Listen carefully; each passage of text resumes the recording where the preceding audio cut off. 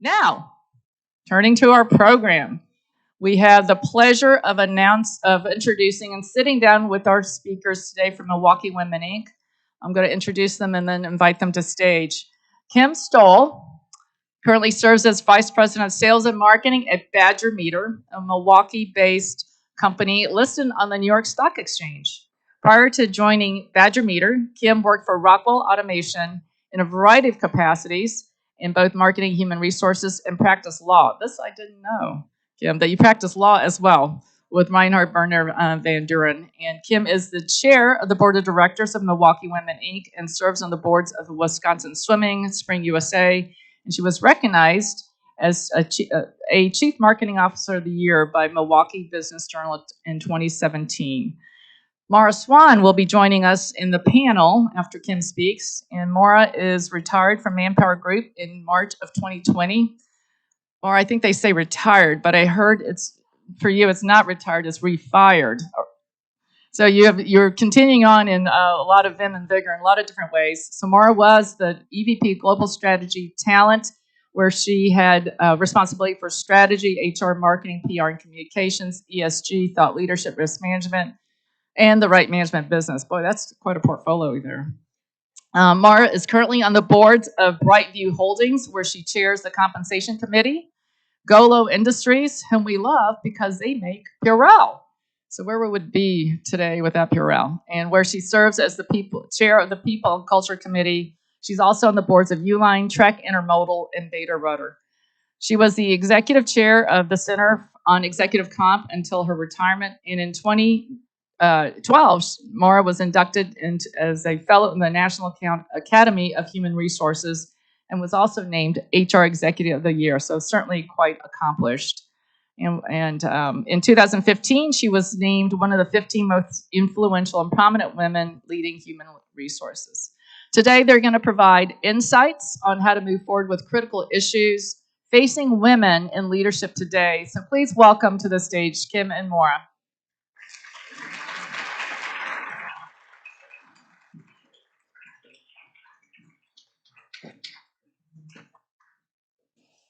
Well, good afternoon, everybody. All right, can you all hear me okay? Good. All right, well, I would like to thank the Rotary for giving us the opportunity here to share some, I think, exciting information. We've been conducting research since, I think, 2003 or 2004, and it's really exciting to be able to be here today to share where we've come over these past years. Well, let me begin here. Milwaukee Women Inc. is actually celebrating or has celebrated its 20th anniversary this year. We've conducted research on the number of female members on the boards of directors of the top 50 Wisconsin public companies as well as private companies. We started with the public companies in 2004, and in 2019, we added reporting on female women of color. Again, as I said, we really appreciate the opportunity here to share our 2022 research report. There's also reports on your table, as well as on the registration table. So please feel free to take one with you when you go. What you are going to see today is that the results are really showing 2 decades of impact. So in this year's report, we will be highlighting the 20 years of work and showing an increase in diversity on boards of Wisconsin's top 50 public companies, so we focus on 50, and then also we'll highlight some of the progress we've made on the private companies as well. The research report shows this year that the percentage of women on top 50 Wisconsin public companies has exceeded 25% for the first time. We've actually achieved 26.3%, and that is a year-over-year increase from a 23% last year. So we're making good progress. Give a little context here and a little bit of background. So long before diversity became top of mind, like it is today for business leaders, a group of forward-thinking, professional, executive women recognized the value of gender diversity and diversity in experiences and backgrounds and what that can bring to businesses. In 2002, they created Milwaukee Women Inc., which, by the way, they were ahead of their time because the INC actually stands for inclusion. So again, a little bit ahead of their time. Today we all look at diversity, equity, and inclusion. We were on it 20 plus years ago. Our mission, it has remained consistent. It is about achieving balanced representation of all women on boards of directors to maximize the performance of both public and private companies. So let's take a little look at some of the research here. A little bit of an eye chart, but what our research really reveals is that we've made some noteworthy progress here toward gender parity on the boards over the past 20 years.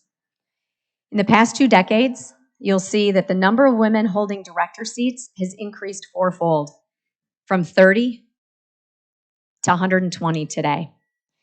And another key piece that we highlight is the number of the power of 3 companies.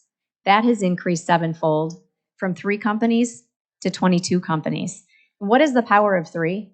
The power of 3 really, I think, indicates that when you have 3 or more women on a board, it increases the diversity of thought and increases the performance of those companies because it pushes the entire board to be better. You also see that we had a goal of 25% women on boards by 2025. I'm happy to report that we exceeded that. And that really is a commitment of the Wisconsin public companies and this business community. As I mentioned earlier, 26.3% of board members today are women. One area that we also, that I mentioned we highlight is women of color. Today, women of color hold 5.7% of the director seats. While that's up from 4.5% in 2021, it still is slow progress, particularly for Hispanic and Latino women. So that's an area of focus that I'd like to leave all of you with when we conclude this. What can you do? And then I think lastly, just to kind of highlight the number of companies with 3 or more women, it soared to 44%. That's a 30% increase. And to wrap it up, 98% of the companies have at least one woman board member. So who are the companies that are doing this? Well, I'd like to just highlight and recognize 18 women who have been appointed to the boards of the top 50 Wisconsin companies here in the past year. Personally, you can see I have a little vested interest. Badger Meter appointed a woman. We also have appointed Shaw Lu. So we've got a woman of color added to our board as well. She began on August, was appointed. Our research actually goes through June. So she will be on this list next year. But again, I wanted to make a little plug for progress being made right here personally at home. So I talked a little bit about the power of 3 and really what this is about. You know, recent studies have really shown that when you have just one woman on the board, the thought is, oh, okay, you know, they'll listen. When you have 2, it gets a little bit more attention. But now when you have 3 women that are communicating and, you know, part of the dialogue, it then becomes a true, louder voice on the board. And it really changes the dynamics and raises the performance of that board. So you can see here on the chart, we've, with the exception of 2020, continued to see an increase in the number of the power of 3 companies. And you'll see here we started with 3 people, 3 women in 2003 to now 22 in 2022. So I don't know if somebody's going to play the lottery today. Perhaps I should play the number 2. But you can just kind of see that from the inception, we continue to build on a multi-year trend to add additional women directors. Again, I said 2 decades of impact.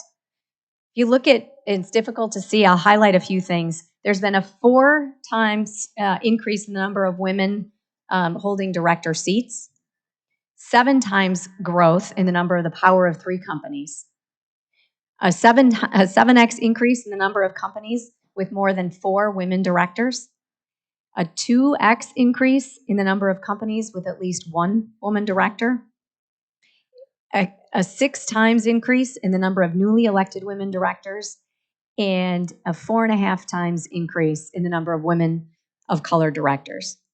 So again, these statistics show a pretty noteworthy progress towards gender parity on the boards of Wisconsin public companies.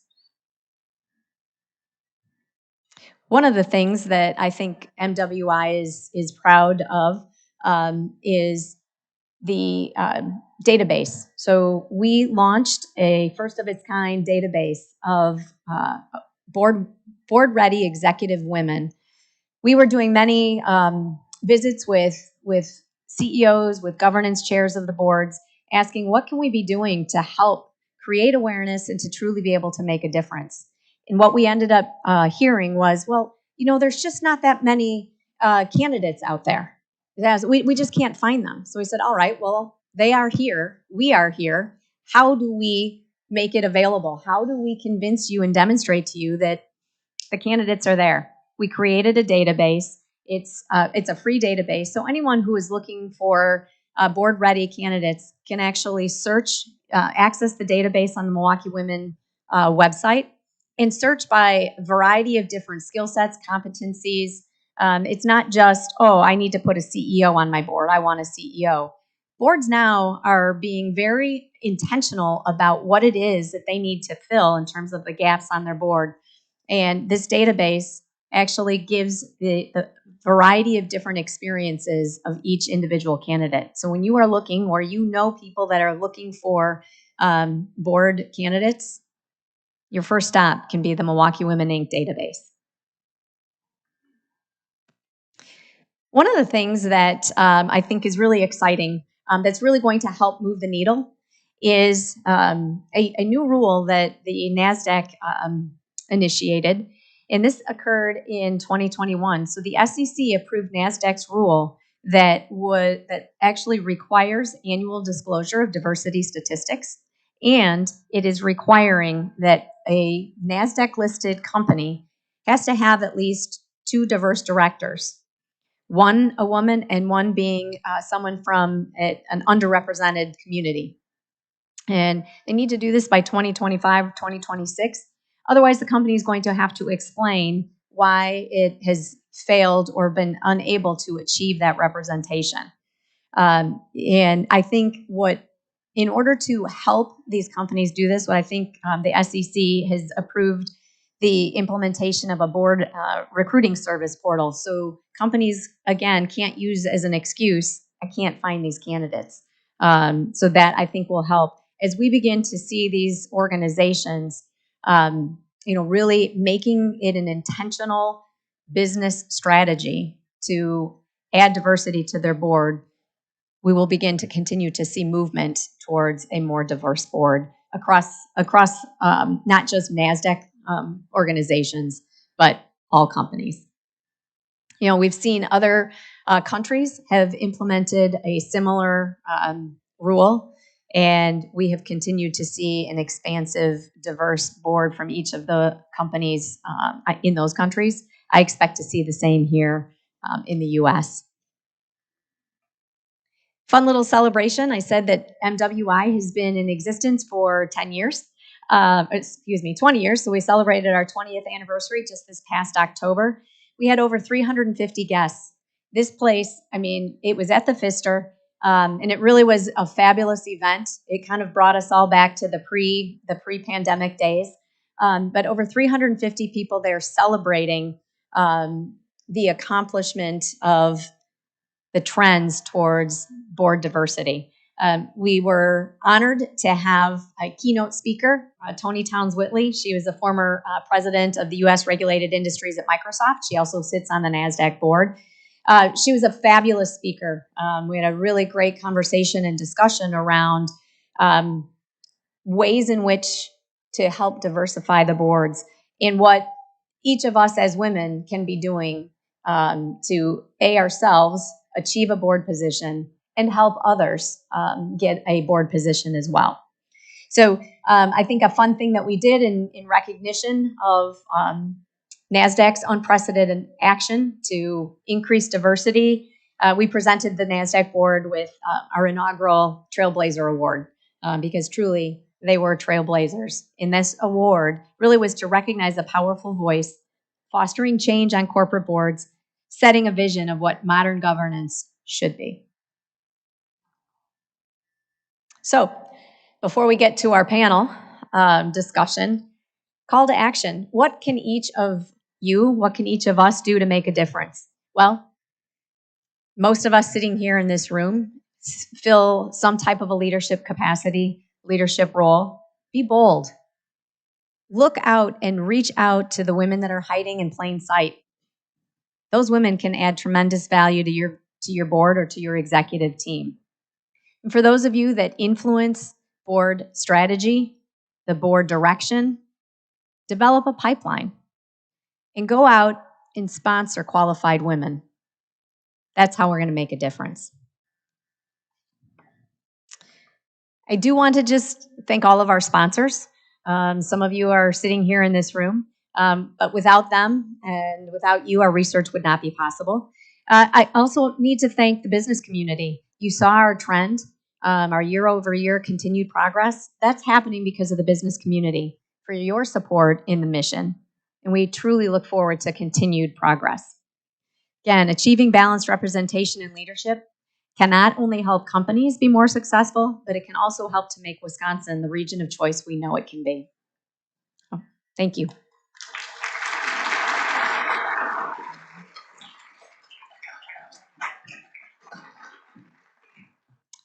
Kim, thanks so much for setting some context and all of that. And let's have a conversation. And I'd love to start with Mara.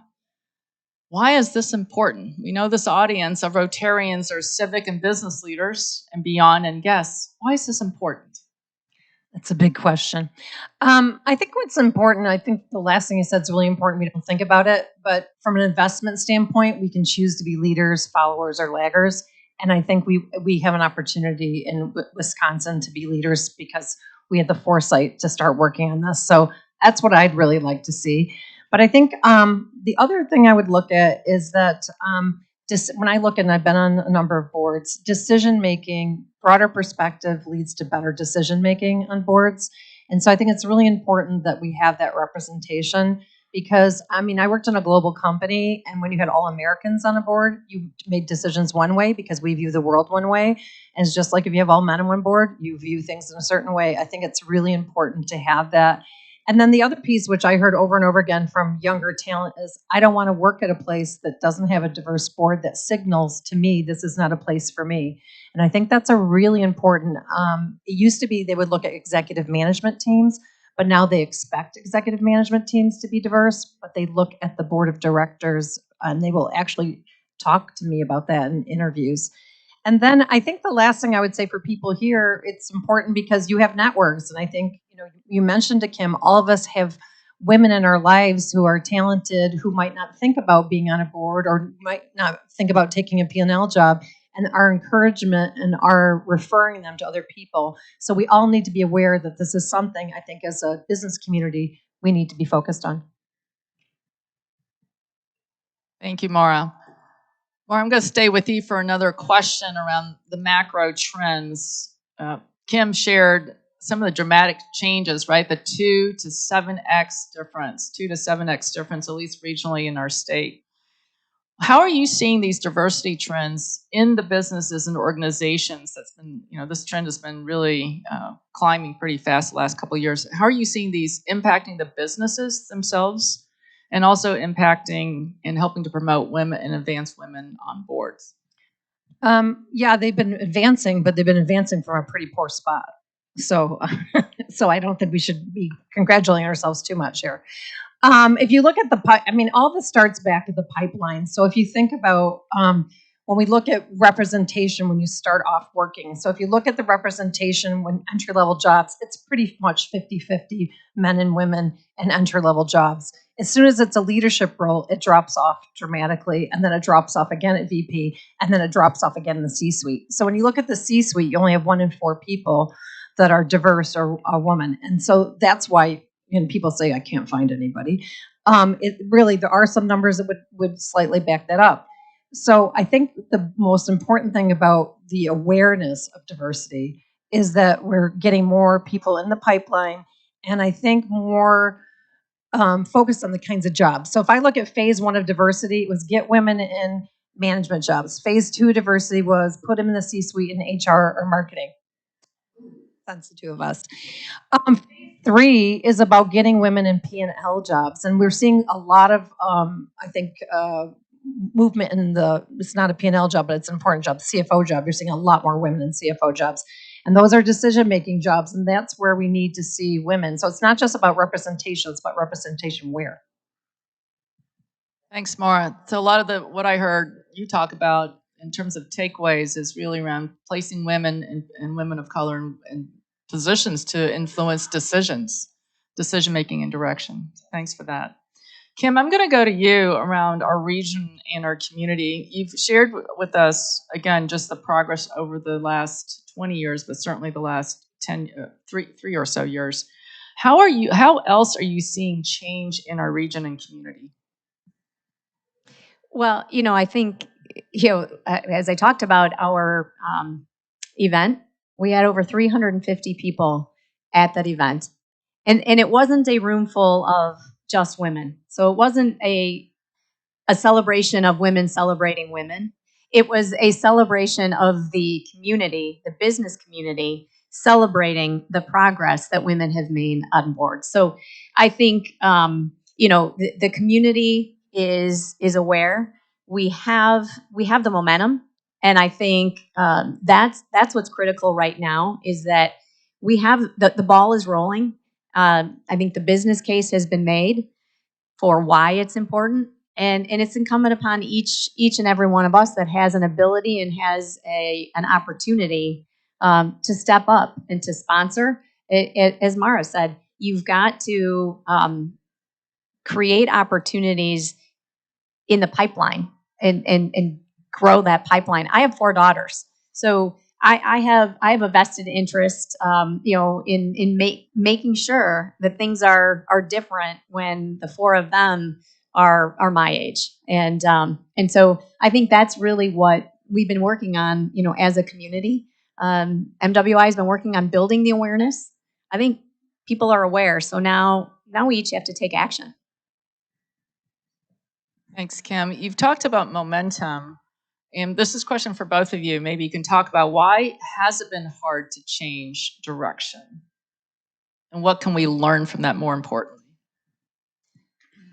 First thing I thought of when I saw Chris's presentation is you have to want to do it, and I think that was a good example. When you put your mind to something, you didn't even have a bike, didn't let it deter them. So it's the same thing with diversity. Don't let it deter you. Figure it out. You can make it happen. And so I think it hasn't happened because we haven't chose to make it happen. I mean, we've spent tons of money in companies to do things and throw programs out and do all sorts of things, but we've been busy doing things and not busy making progress. So I think if you put your mind to it, and I just think we follow the example of what we just saw from Chris, I want to do it. I'm going to do it. I'm going to figure out how to do it. And I did it. And that's what we need to do. And I think stop making excuses. If I hear one more time I can't find anybody because there are nobody, I think I'm going to scream. Yep.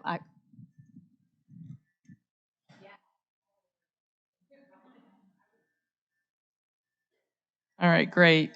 Well, let's get a little personal here. We're going to get a little personal. So, Mara, why don't you tell us about your experiences getting on your first board?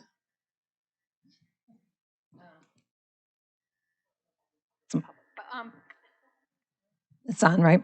Wow. Well, I think the first thing, and I think this is important for any of you that are business owners. The first board I got on was a private company. It was not a public company. The hurdles of getting into a public company they're just a whole nother thing. But so I think it's, I went through like 20 interviews. I don't know what else they needed to know about me, but anyways, I got on it. Do you think that was normal, the 20 interviews, or was it just harder? Yeah, well, if you've interviewed for a public company board, yeah, it's I just didn't know if there was a difference between. Well, one is if you're in a family. The first business I was in was a family business, so they're letting you in. It was the first time they had a board, so I think they weren't sure what they were looking for. But I think it's a hard process because I was a little bit advantaged because I worked directly with the board of directors at the Manpower Group, and so I understood how the board worked. I understood what governance was. I had experience on the other side of the table that was helpful. But I think what the things that struck me was I never rushed for sorority in college, and I kind of felt like that's what it was like. Because it's like, you're good, how I know business, I can make good decisions, but they really kind of want to like you. And that I think is hard because if you're different, then it's harder for people to feel affinity. I didn't go to Princeton like they all went to Princeton. I don't belong to the clubs they belong to. So there's ways they have to feel comfortable with you. And I realized that was more incumbent on me to make them comfortable with me. And that was what I learned through the process. That's very interesting. I will share quickly with everyone. I went through a process. I'm on the board of KeHE, which is a privately held B Corp, national food distributor based out of Chicago. And there are 9 seats, and they had just brought on women. It took me a year. It was a year-long process. It was very rigorous to your point. Kim, I would love to have you give us some thoughts around, why is this important for women? We've talked a little bit about why is it important for organizations, and you mentioned your daughters. Why is it important for women to think about opportunities in serving on boards? I think all of us want to feel fulfilled. We want to feel valued. I think all of us know and understand that we can contribute, and we want to be recognized for that, right? And I think for me personally, I think I want to be able to contribute in many different ways. I have my regular job and I enjoy what I'm doing. I want to be able to take that and help grow other companies, help other companies be successful like Badger Meter has been successful. So in some ways, part of it is about giving back. I think it's about selfishly feeling valued and being able to contribute. And then, I think it's also about as you progress through your career, you reach that point of retirement. But as we've all heard about Mara, it's refired, right? And so serving on a board gives you that ability, I think, to continue to leverage and use all of your insights from your earlier part of your career and continue to take that and continue to contribute and help other companies continue to grow. Thanks, Kim. We're going to invite the audience up for questions. And as we do that, I have at least one, if not 2 more questions to ask. One is, Kim, you talked about power of 3, especially for women on boards when there aren't as many women. Why is it, and how is that difficult so that we can all learn from that to make it better for everyone? And Mari, feel free to come in with any comments around that as well. Yeah, I think, maybe for some individuals being outspoken, when you look different than everybody else in the room, might be a little more difficult. And I think building alliances, to influence thought, I think is important. And again, not everybody has the wherewithal to sit and be the lone voice amongst 10 other people that perhaps all look the same or perhaps all think the same. So getting that more diverse thought, I think, is critical, and it just helps to build power and power in a good way, not power and control, right? But power in terms of influence and pushing the envelope, making all of us think a little bit more and reflecting on what really truly is the best way. We know when you collaborate, you end up with a better result. Well, I think part of collaboration is based upon diversity of thought and experiences. I'd like to comment on that because I've been on boards as the only woman, and I've been on a board now with a majority women. I'm not somebody who has a problem talking or saying what I think, no matter who's in the room. But so I haven't had that problem. But I have observed I have several friends who've been on boards, and the only woman, and they would bring up an issue that was actually a risk to the company, and they got annihilated by the other board members. And they're trying to do the right thing, and they're the ones suffering for trying to do the right thing. And eventually, two of my friends quit. When one of the companies did end up doing something unethical. But anyways, so I think it's also exhausting. It is so exhausting. I was at a board meeting last week. I was the only one that would tell the CEO, no, you can't have that because it's really not appropriate. And everyone's looking at me and they're like, well, let's try to make it work. I'm like, no, this is not a good governance decision. It's not good for the shareholders. It's not good for him as a leader. It's not good, period. And it was, after I got done, I was exhausted. And so you have to ask yourself, is it worth it? So I think if you want women to perform well on boards, having more than one is helpful. Thank you. So inviting questions from the audience.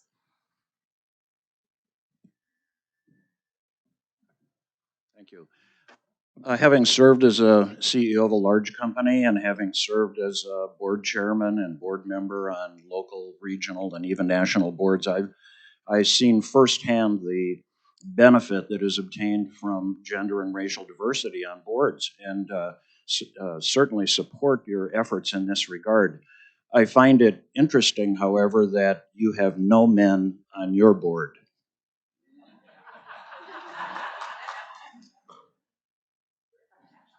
We should address that. Yeah. Well, I should meant to share earlier that I also serve on the board of Milwaukee Women Inc., and we actually have worked to bring in men into the cause. Yeah, and so we. All right, we'll get your name because then. But we have seriously worked to crack that code of how do we bring men into the conversation. And actually are relooking at some of the ways, especially from even a vision standpoint, of how we want to extend the conversation and enlarge our circle.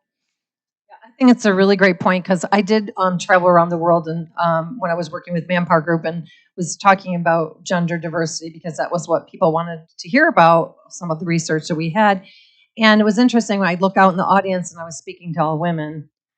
And it's really, and we would invite men and they wouldn't come. So kudos to you. If you want to volunteer, I think it's awesome. Hi, I've got an engineering company, a small engineering company. We're highly technical and we're 100% women except for me. So, and my daughter happens to be, both my daughters are in the technical field, but my one daughter, she's a chemical engineer working for an insurance company. And she just, she's climbing the ranks in the company, and she just went through a process to get another job. And she knows one of her male coworkers got the same job in one interview, and she went through 6. And she's probably better qualified than he is. This is just a disease that's in companies that we're making women and people of color just jump through hoops like crazy. And if you're doing that, they're not going to get to the C-suite. So it's just something we got to do. So I don't think I've got a question there, just a comment. So.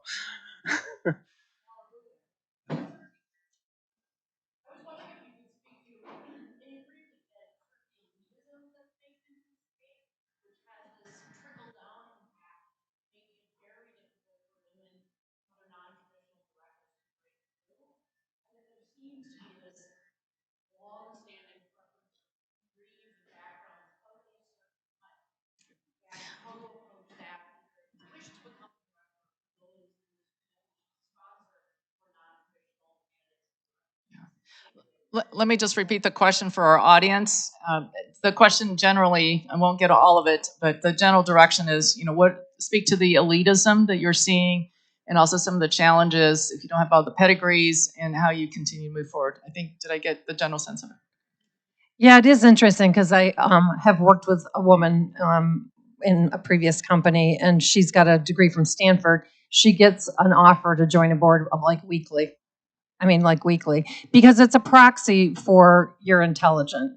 You know what I mean? And I don't have to parse and find out whether you're intelligent. Whether she's a good board member is neither here or there. But I think what's happened is it's most boards were put together by people who knew each other, and you know each other from the schools you go to. And if I went to Yale, then I think people from Yale are smart, and that's who I want on my board. I think that's starting to break down as we've had to expand our networks, looking for more women and people of color. And as those people are successful board members, I hope that we will see some of that start to disappear. But I'm on a board where everybody graduated from the University of Pennsylvania with, the business school or law school there, and I'm the only one that didn't. I think I'm keeping pace with them. But I know I am keeping pace with them. But anyways, I think that's when it starts to break down. But it's about their networks, and you start with your network, you expand your network, and then you realize, oh wow, these people are actually pretty good. Yeah, I think the big key is you network with people that are like you, and so each of us has to go outside our comfort zone, right? And tap into and expand our own networks. And I think the other thing is that just like how historically men got on a board, it's because either they were buddies, they golfed together, they did whatever, fishing, whatever the case may be. Well, when women and people of color are on boards, we need to do the same, right? We'll have let's take advantage of that network as well and continue to propagate the number of candidates that are out there. We have probably about a minute or so left. I want, for this part of the program before I close out, but one of the things that, Mara, you and I were chatting at the table before the start, we thought, what is important for Rotarians to take away from today? And Kim, you gave us the call to action. So I'd love to hear, especially with the Rotarians and kind of the stair step to board, to different board kinds of service. What can we do as Rotarians and business leaders? So Mara and Kim, please comment on that. Well, I think I mentioned it earlier. If you have a small company and you have a board, I think giving a woman or a person of color opportunity to be on that board, because the reason why I got on my public board was because I'd had private company experience. And so they know that you might not have, but you at least know how, and you can get a reference. They're looking for a reference too. So I think that's one thing you can do. I think the second thing is really encourage women who you think have the talent and the ability. I think somebody said their daughter was, moving up. How can she start networking now so that she can be even considered for a board job later? Or just even sitting down, if you've been, for example, CEO and you've run a board, sitting down with some younger people and explaining it, because I don't think board service is for everybody. It's not easy. And so, but if it is, and it's something they hadn't thought about, then what I always see is women think about board roles when they're ready to retire, and that's not the time to do it. You need to be thinking about it 15 years before you want one, because you got to do the right jobs to get the right kind of experiences so you can be considered. So it's really somebody having that kind of conversation with their networks, or their children or granddaughters or whoever. Yeah, and I think, didn't I see what's the logo for Rotary? Connecting, right? And you look up here. Will it build goodwill and friendships? Will it be beneficial to all those that are I can't read it all, concerned, but those are the things that are core to Rotary. Take those and build upon them, right? And it's about increasing the network and looking and creating opportunity and providing, as Mara said, guidance, right, to those individuals, helping them to learn and grow, and creating opportunities for them along the way, so that when they're ready, they're ready.